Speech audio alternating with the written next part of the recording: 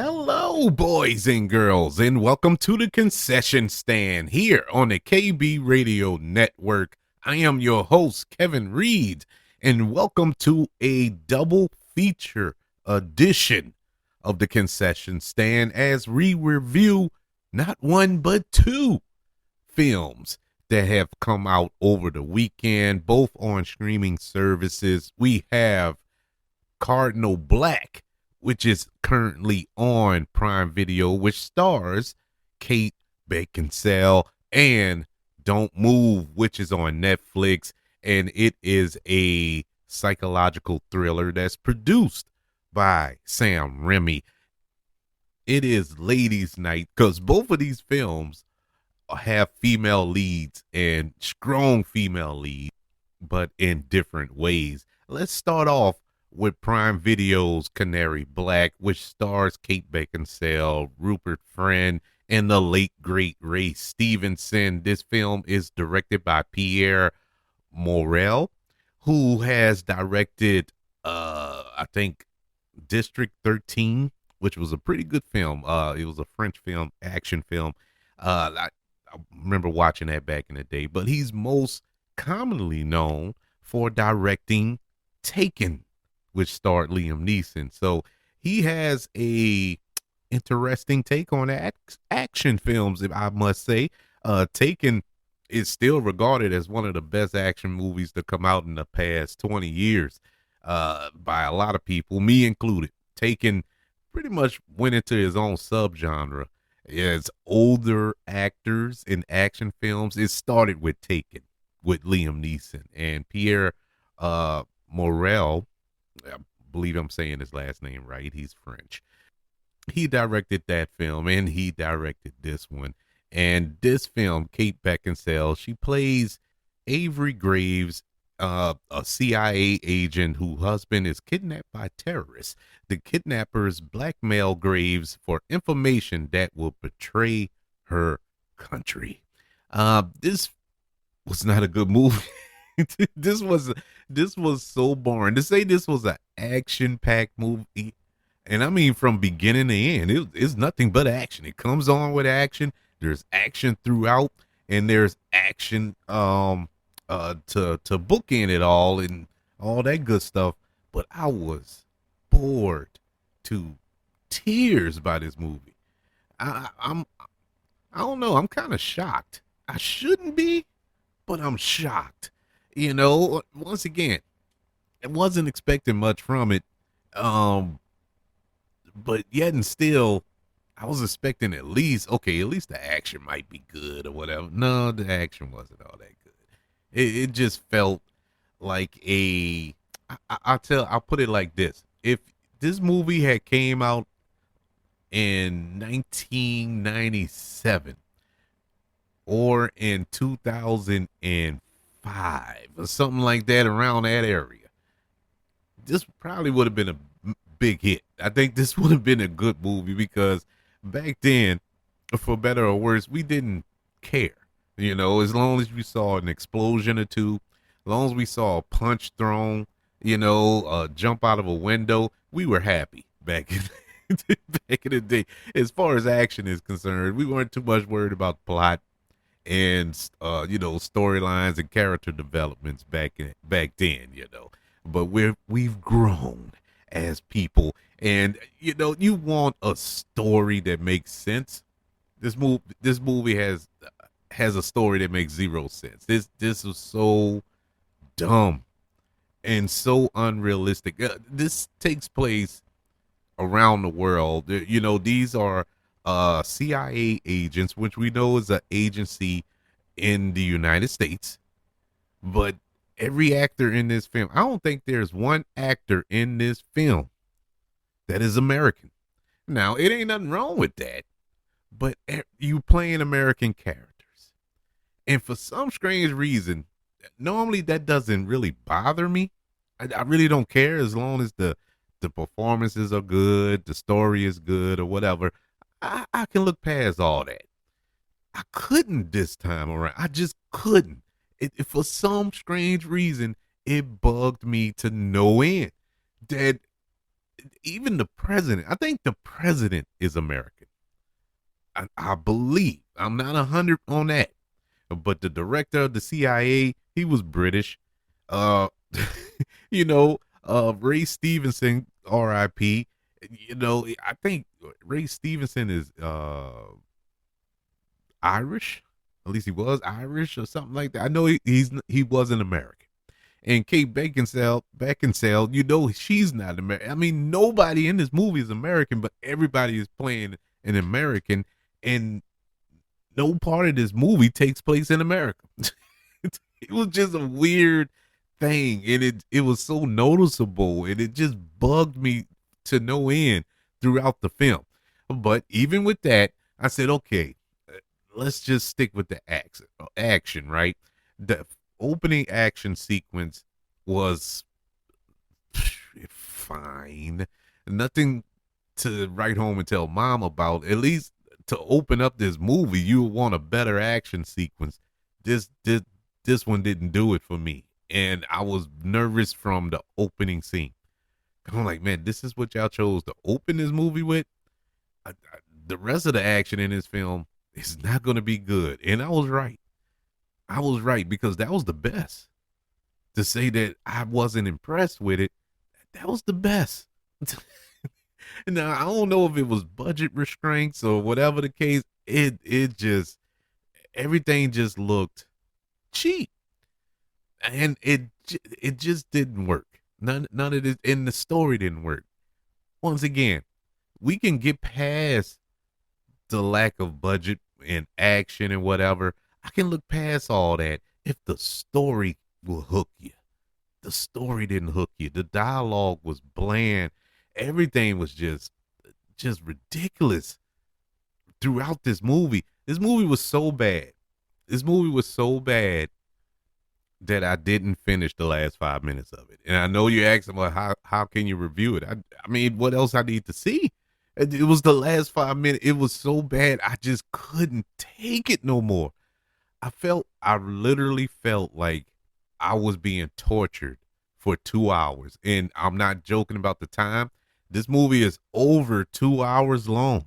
They had the audacity to have this movie be over 2 hours long. I couldn't take it no more. I'm sorry. And plus, at the point where I stopped it, I knew what was happening. It was predictable. Everything was predictable.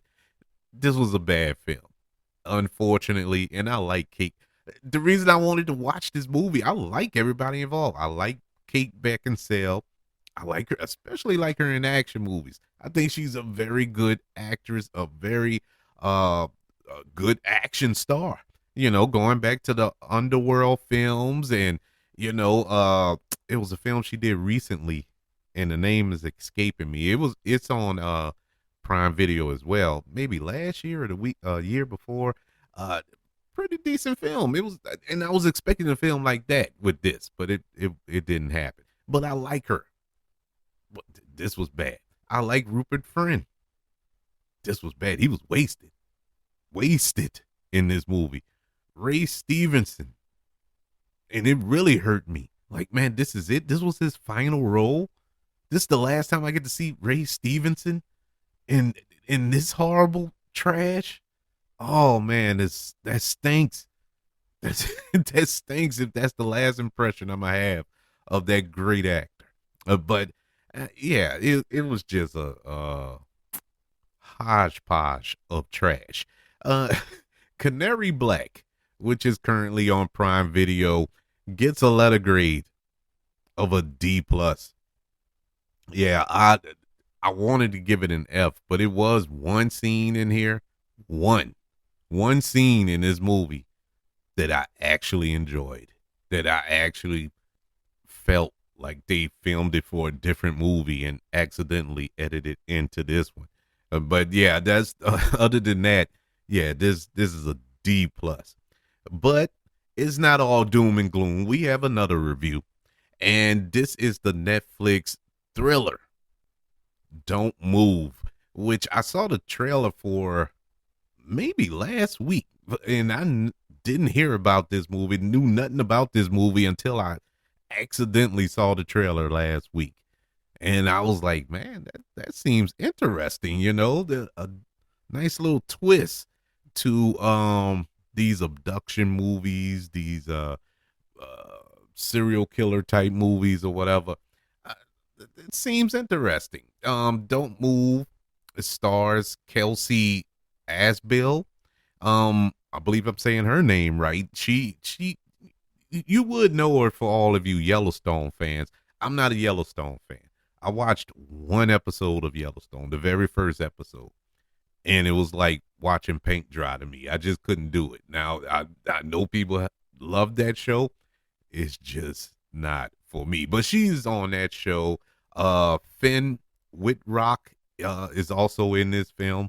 Who I've seen him in other things. Like I was watching this movie. I'm like, man, I've seen him in something before, and I realized it was Ratchet, that show that was on Netflix, about Nurse Ratchet. He was on that show, but I thought I saw him in some other things, and I haven't. And I'm like, man, why not? Because I remember watching that show when it came out, and like, man, that dude is going to go places. This dude is good, and I haven't seen him in nothing else until now, and he popped up in this. The plot is about a seasoned killer who injects a grieving woman with a serum that will paralyze her. So she must run, fight, and hide before her body completely shuts down. It's like this concoction that will shut your body down in 20 minutes. So she has 20 minutes to get away. She manages to get away from him, but she only has 20 minutes to get to safety before everything starts to shut down, other than her sight and her hearing. So anything that happens to her, she can still hear and see, but she can't speak, she can't move. It's brutal, you know. Hence, Don't Move. This was a really good movie. I wasn't expecting much from it, because I'm like, well, how much can you do with a film with your lead actress can't move, can't speak? So what how is this film going to move forward? How are we going to move along here? They find very unique and interesting ways to keep the plot going, to keep the story going, and keep the actress, this character, interesting. She isn't just a limp body. It's more to it. She's able to emote. She's able to communicate without speaking. She's able to show her emotions without speaking, with just moving her eyes and looking around and stuff like that. Oh, I was super, super, super impressed with the performance by Kelsey Asbill. I'm like, man, I need to start watching Yellowstone. And she is a really good actress. It's so much being told throughout this film. Uh this isn't your typical thriller of a serial killer just on a hunt for this woman through the woods and whatnot. No, there's more here, with because she plays a grieving mother who lost her son, and she's, mentally she's not there. She's ready to check out. She's ready to commit suicide. She can't deal with the grief. She can't deal with the guilt of not watching her son, who accidentally died when she wasn't paying attention. So she is dealing with all of this, and just as she's ready to end it, this serial killer comes along and gives her uh is going to come off as crazy, but gives her a new lease on life while trying to kill her. And I thought that was so smartly done. This is one of those films, just like Smile 2, that approaches mental health in a horror aspect. This approach is grief in a thriller aspect. And I'm not trying to compare the two, like the two are on the same level quality wise by no stretch of the imagination, but I'm just saying, as far as storytelling wise, very unique. And I'm not even saying these are the only two films that ever done it. No, but I just like the way this was structured and how, even though when she woke up that morning that this film takes place in one day, she woke up that morning, she was ready to end it all. But throughout the course of the day, she found the will to live through this horrifying experience that she's going through because of this serial killer. And so it is cool. Finn Whitrock is awesome in this film. You know, his interactions with our lead and his interactions with other people, because he has a big weight on his shoulders as well, because you know Kelsey Asbill's character can't speak, can't communicate, so the majority of the dialogue and storytelling has to fall on his character's shoulders, and he's the killer. So it's a weird kind of perspective that we get to see this story through, but yet and still you see it through Iris, who is Kelsey's Asbill's character, so this is such a unique film. It has its issues. It's not perfect. You know, some things is like, theoretically, I guess you could say this movie could have ended in 5 minutes at the beginning of the film, at the beginning of this movie. But, you know, we wouldn't have a movie if characters don't make a stupid decision that everybody and their mama know is, what are you thinking? You know, it's just stuff like that, you know, typical Hollywood movie stuff.